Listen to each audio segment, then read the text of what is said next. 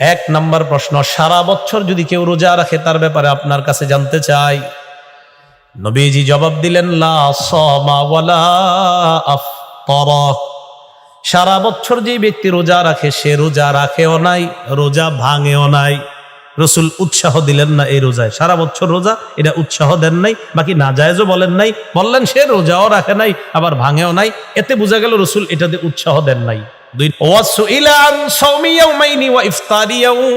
দুই নাম্বার প্রশ্ন, ইয়া রাসূলুল্লাহ, কেউ যদি 2টা রোজা রাখে, একদিন গ্যাপ দেয়, তার ব্যাপারে আপনার কাছে জানতে চাই। এর মানে মাসে 20টা রোজা, 10 দিন গ্যাপ, 2 রোজা 1 দিন গ্যাপ, আবার 2 রোজা 1 দিন, তো মাসে কয়টা হয়? 20 রোজা 10 দিন গ্যাপ। এটা নবীজি জবাব দিলেন, ওয়া ইউতিকু যালিকা, এটা কে পারবে, কার সাধ্য আছে এই রোজা রাখার?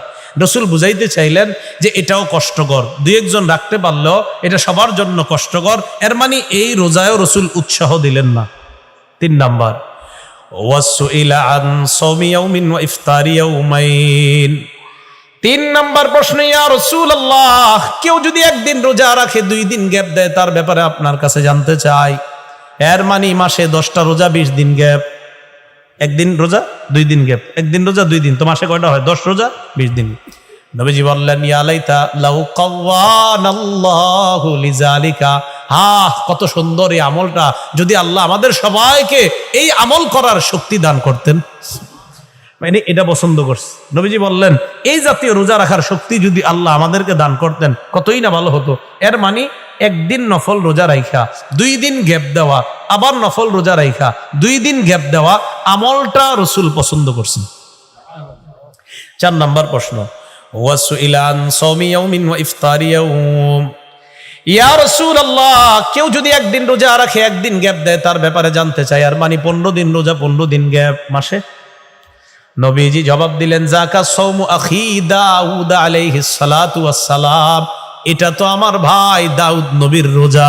সুবহানাল্লাহ, এটাও উৎসাহ দিছি কিছুটা, কিন্তু ওই 3 নাম্বারটা বেশি, যে 1 দিন রোজা 2 দিন গ্যাপ। এটা বলছে যে আমাদের সবাইরে যদি আল্লাহ শক্তি দিত, কতই না ভালো হতো।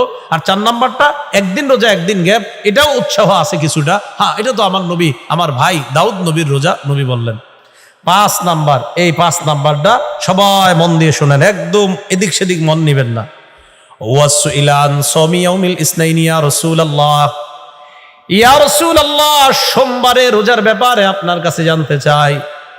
আল্লাহ নবী জবাব দিলেন, ইয়াউমুন বুলিতু ফীহি, সোমবার এমন একটা দিন যেই দিনে আমার জন্ম, আমি শুকরিয়া আদায় করার জন্য আমার জন্মদিনে আল্লাহকে খুশি করার জন্য রোজা রাখি। কি রাখে জন্মদিনে? সোমবার কি বাৎসরিক না সাপ্তাহিক? তাহলে রসুলের জন্মদিনের আমল কি বাৎসরিক না সাপ্তাহিক? তাহলে বুঝে থাকলে বলেন, রসুলের জন্মদিনের আমলটা বাৎসরিক না সাপ্তাহিক? তাহলে রসুলের সুন্নাহ থেকে জন্মদিনের আমল পেয়েছি সাপ্তাহিক, আর 604 হিজরি থেকে কোনো একজনের থেকে পাইলাম বাৎসরিক। তো নবীরটা মানবেন না কোনো একজনেরটা? না, আসতে হয়ে গেছে। কোন একজনের তে পাইলাম নবী বিদায় নেওয়ার 604 বছর পর কোন একজন বাৎসরিকটা বানাইলেন। আর আমার হাবিবের সুন্নতে আছে, হাবিব সাপ্তাহিক ভাবে তার জন্মদিনে আমল করতেন। কোনটা করব? এই জন্য কেউ যদি বলে, ভাই তুমি মিলাদুন নবী আমল করেছো মিলাদুন নবীতে, আপনি জবাব দেবেন, হ্যাঁ ভাই, গত বছর আমি 20টা সোমবার দিন আমল করেছিলাম, 30টা সোমবার দিন, 40টা সোমবার দিন, 52টা মিলাদুন নবী, এমনি বলবেন 52টা মিলাদুন নবী তথা 52টা সোমবারে আল্লাহ রসুলের সুন্নত আদায় করতে গিয়া নবী তার জন্মদিনে রোজা রেখেছিলেন। আমিও 20টা, আমিও 30টা, বা আমিও 40টা, বা আমিও 52টা সোমবারে আমার হাবিবের সুন্নত পালন করতে গিয়ে আমি রোজা রাখছি। এটা হবে প্রকৃত আশেক রাসূলের পরিচয়। তাহলে আশেক রাসূল ভাইয়ারা সবাই বলেন তো, নবী তার জন্মদিনের আমল কি বাৎসরিক করতেন না সাপ্তাহিক? তাহলে রসুলের আশেক হিসাবে আমাদের কি উচিত, বাৎসরিক আমল করা না সাপ্তাহিক? বেশ সহজ উত্তর। তাহলে মিলাদুন নবী অর্থ বলেন কি বারে, কয় তারিখে? বাৎসরিক অনুষ্ঠান কবে থেকে শুরু? 4। সাপ্তাহিক কবে থেকে? নবী থেকে। সাপ্তাহিক কবে থেকে? সোজা হিসাব। তো সাপ্তাহিক আমল নবীর থেকে পাইলাম, অতএব নবীর থেকে সাপ্তাহিক আমল পেয়েছি।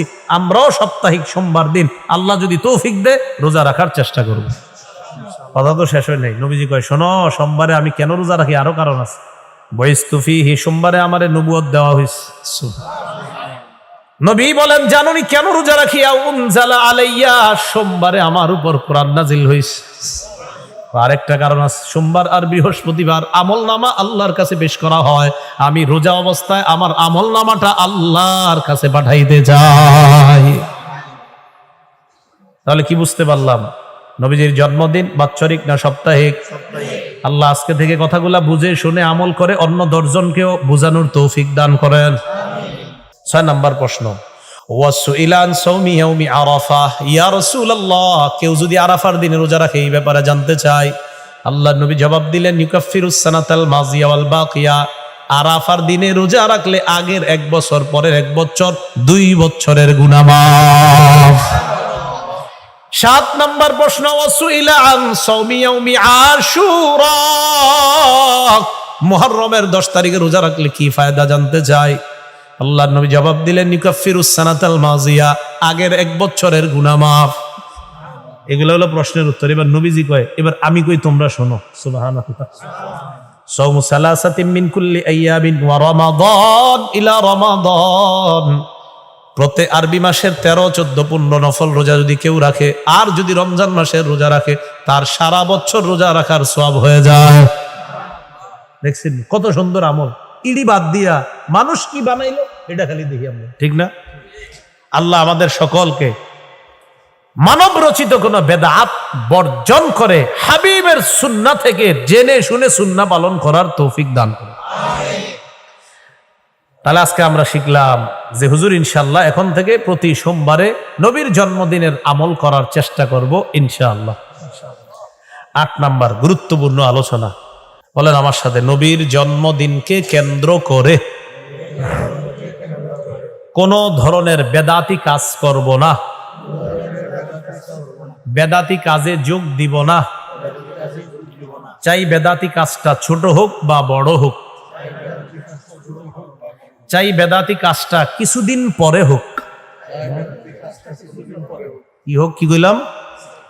মানে বড় হোক ছোট হোক, চাই কিছুদিন পরে হোক। এটা কথা কইলাম আর কি আমি। তাহলে আমরা কোনোভাবেই কোনো বেদাতি কাজ করব না, কাজে যোগ দিব না, অংশগ্রহণ করব না। আর এই দাওয়াতটা আপনি আপনার আত্মীয় স্বজন আরো এই জায়গায় যারা আছেন প্রত্যেকে 10 জনের দেওয়ার নিয়ত করেন যে আমরা সবাই 10 জনের দাওয়াতটা দিব ইনশাআল্লাহ। বেদাত কেন করব না? উত্তর, বেদাতের পরিণতি জাহান্নাম, তাই করব না। বেদাত কাকে বলে? সহিহ বুখারীর 2697 নম্বর হাদিসের বর্ণনা, আম্মা জান আয়েশা সিদ্দিকা রাদিয়াল্লাহু তাআলা আনহার বর্ণনা। তিনি বলেন, ক্বালা রাসূলুল্লাহ সাল্লাল্লাহু আলাইহি ওয়াসাল্লাম, মান আহদাসা ফি আমরিনা হাযা মা লাইসা ফীহি ফাহুয়া রাদ্দুন। বলেন আমার সাথে, কেউ যদি ইসলামের মধ্যে ইবাদতের নামে সওয়াবের আশায় নতুন কোন আমল চালু করে, নতুন কোন নিয়ম চালু করে, নতুন কোন কাজ চালু করে, সেটা প্রত্যাখ্যান করা হবে। কেউ যদি ইসলামের মধ্যে, কারণ ইসলাম তো পরিপূর্ণ রাইখা গেছে নবীজি, আল-ইয়াউমা আকমালতু লাকুম দীনাকুম, সূরা মাইদা 3 নম্বর আয়াত। আরাফার দিনে আল্লাহ আয়াত নাজিল করছে, আজ আমি তোমাদের জন্য দিন পরিপূর্ণ করে দিলাম। তাহলে বলেন তো, আমাদের নবী দিন পরিপূর্ণ রেখে গেছে না? ইমাম মালিক বলে, মানিত্তাদা ফিল ইসলামি বিদআতান, কেউ যদি ইসলামের মধ্যে বেদাতি কাজ করে, ফাকাদ জামা আন্না মুহাম্মাদান খানা রিসালা, সে কেমন যেন এই দাবি করতেছে মুহাম্মদ সাল্লাল্লাহু আলাইহি সাল্লাম তার নবুয়তের দায়িত্ব পালন পরিপূর্ণ করে যেতে পারে নাই, তাই সে পরিপূর্ণ করতেছে।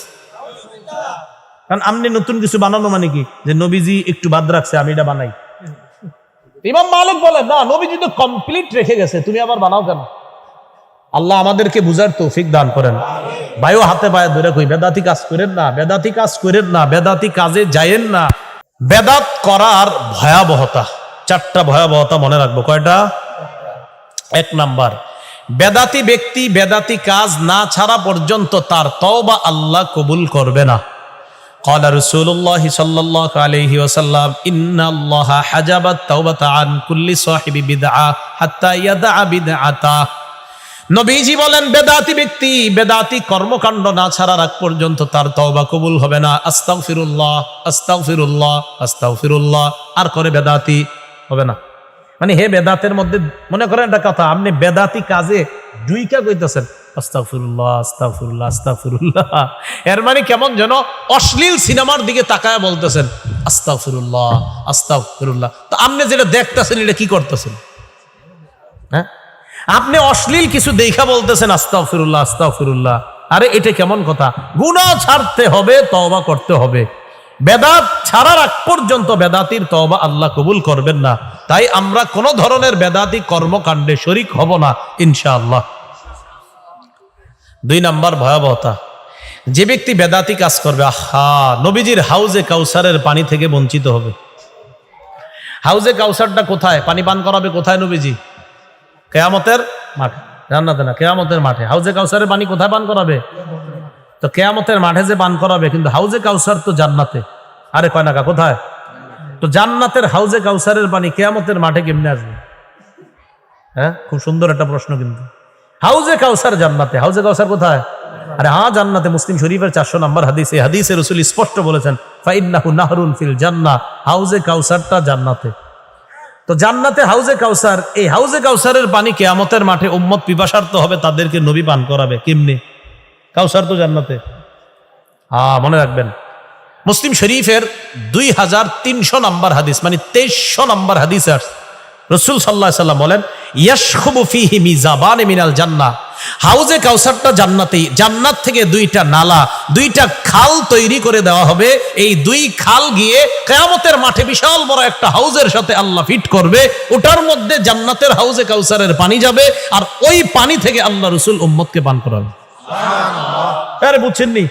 হ্যাঁ, এই হাউজে কাউসারের 2 পারে আনিয়াতুহু কাআদাদি নুজুমিস সামা, আসমানে যে নক্ষত্র, এই নক্ষত্র রাজি, যেটা মুসলিম শরীফে আছে আকসারু, নক্ষত্র যেই পরিমাণ, নক্ষত্র যদি গুণে শেষ করা যায় এর চাইতেও বেশি শুধু পানির পানপাত্র থাকবে, উম্মত পানি পান করবে। সুবহানাল্লাহ। এটা 2 পাশে। এখন দেখেন, বেদাতিরা এই পানিটা পান করতে পারবে না। সহিহ বুখারীর বর্ণনা 6583, 6584, এই 2 হাদিস মিলে আমরা হাদিসটা শুনবো। সাহাল ইবনে সাদ রাদিয়াল্লাহু তাআলা আনহুর বর্ণনা, তিনি বলেন ক্বালা রাসূলুল্লাহ সাল্লাল্লাহু আলাইহি ওয়াসাল্লাম, আল্লাহ নবী বলেন আনা ফারাতুকুম আলাল হাউজ, উম্মত তোমরা তো অনেকে পিপাসার্ত হবা, আমি তোমগরে পানি পান করানোর জন্য আগে আগে হাউজে কাউসারের পারে গিয়ে দাঁড়িয়ে থাকবো।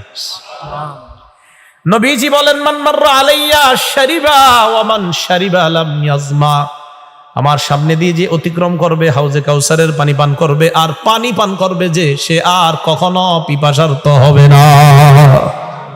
একটু বুঝাইছিনি? সুম্মা লা রিদান্না আলাইয়া আকওয়াম আ'রিফুহুম ওয়া ইয়ারিফুনানি, এরপর আমার কাছে আমার সামনে একদল মানুষ আসবে যাদেরকে আমি চিনবো, তারাও আমাকে চিনবে। একদল মানুষ আমার হাউজে কাউসারের সামনে আসবে যাদেরকে আমি চিনবো, তারাও আমাকে চিনবে। তো নিয়ম কি? উম্মতরে পানি পান করাবে, নবীও চিনছে আর আমার উম্মত, আবার উম্মতও চিনছে, তিনি আমার নবী, এখন পানি পান করাবে নিয়ম অনুযায়ী। যেই মাত্র নবী পানি পান করাবে, রাসূল বলেন ইহালু বাইনি ওয়া বাইনাহুম, আমার মাঝে আর তাদের মাঝে প্রতিবন্ধক একটা দেয়াল তৈরি করে দেওয়া হবে, প্রতিবন্ধকতা সৃষ্টি করা হবে, একটা পর্দার আড়াল করে দেওয়া হবে, আমার উম্মতকে আমি যেন পানি পান না করাই। নাউজুবিল্লাহ পড়েন। নবীজি আল্লাহর কাছে বলবে ফাকুলু ইয়া রাব্বি, আমি বলবো আল্লাহ ইন্নাহুম মিন্নি, এরা তো আমার উম্মত। আল্লাহ বলবে না, আপনার উম্মত ঠিক আছে। ইন্নাকা লা তাদরি মা আহদাসু বা'দাক, হাবিব আপনি জানেন না, আপনি দুনিয়া থেকে বিদায় নেওয়ার পর এরা ইসলামের মধ্যে নতুন নতুন কত বেদাত চালু করছে, এটা আপনি জানেন না, আপনি তো চলে আসছেন, তাই আপনি তাদেরকে পানি পান করাবেন না। যেই নবী পানি পান করাইতে না পেরে আল্লাহকে বলবে আল্লাহ তারা আমার উম্মত, সেই নবী যখন জানতে পারবে যে তারা বেদাতি, নবী বলবেন সুহকন সুহকন লিমান গায়্যারা দীনি, আমার রেখে আসা শরীয়ত যে পরিবর্তন করছে আমি চলে আসার পর, কিসের পানি পান করাবো? দূর হও, দূর হও আমার সামনে থেকে, তোমাকে কিসের পানি? তাহলে যিনি পানি পান করাইতে চাইলেন তিনি বলবে দূর হও। ভাইও বেদাতি কাজ করেন না। তো বলছিলাম বেদাতিকে হাউজে কাউসারের পানি থেকে বঞ্চিত করা হবে, কি দরকার আছে বলেন? জেনে শুনে আলেমরা যেটা বলছে যেটা বেদাত, করেন না, আল্লাহর রাস্তে করেন নাই বেদাত গুলা।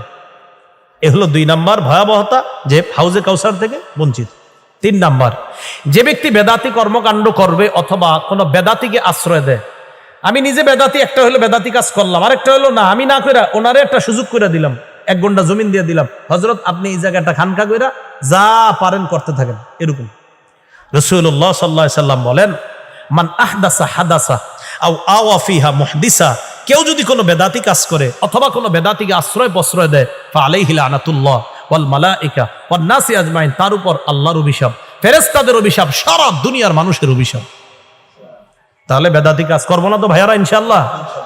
4 নাম্বার, বেদাতি কর্মকাণ্ড যে করবে তার শেষ পরিণতি জাহান্নাম, আল্লাহ হেফাজত করেন।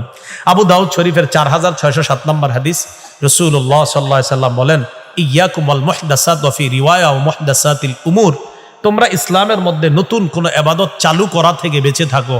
ফা ইন্না কুল্লা মুহদাসাতিন বিদআ, দ্বীনের মধ্যে নতুন কোন ইবাদত চালু করা এটা বেদাত।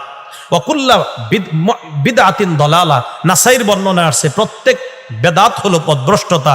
ওয়া কুল্লা দালালাতিন ফিন্নার, কিছু বর্ণনায় আসছে কুল্লু বিদআতিন দালালা ওয়া কুল্লু দালালাতিন ফিন্নার, প্রত্যেক পথভ্রষ্টতা, প্রত্যেক বেদাত হলো পথভ্রষ্টতা, আর প্রত্যেক পথভ্রষ্টতার ঠিকানা হলো জাহান্নাম। বেদাত পথভ্রষ্টতা, পথভ্রষ্টতার ঠিকানা জাহান্নাম। আল্লাহ এই জাহান্নামী কাজকর্ম থেকে আমাদেরকে হেফাজত করেন।